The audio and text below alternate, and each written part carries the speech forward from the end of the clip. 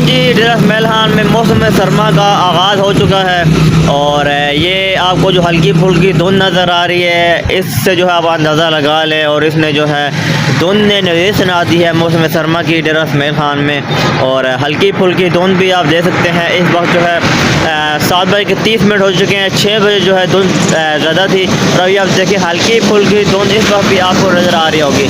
तो बिल्कुल ठंड हो चुकी है। भाई लोग जैसे साइकिल पे स्कूल जा रहे हैं सुबह सुबह और इस वक्त जो है ना ठंड लगना शुरू हो गई है। यानी कि अभी ये नवंबर का महीना है, लास्ट ईयर से कंपेरिजन नहीं करूँगा, लेकिन अभी ठंड हो गई है नवंबर के महीने में। अगर इस साल देखें गर्मी इतनी ज़्यादा पड़ी थी, एक्सपेक्ट नहीं कर रहे थे कि नवंबर में जो है सर्दी शुरू होगी, लेकिन सर्दी शुरू हो गई है। हल्की हल्की धुंध भी पड़ना शुरू हो गई है डेरा इसमाइल खान में। और खुशखबरी आप सब लोगों के लिए, गरम गरम कपड़े निकालना शुरू कर दें, स्वेटर निकाल लें, गर्म कपड़े निकाल लें। और मौसम सरमा का आगाज़ हो चुका है डेरा इसमाइल खान में।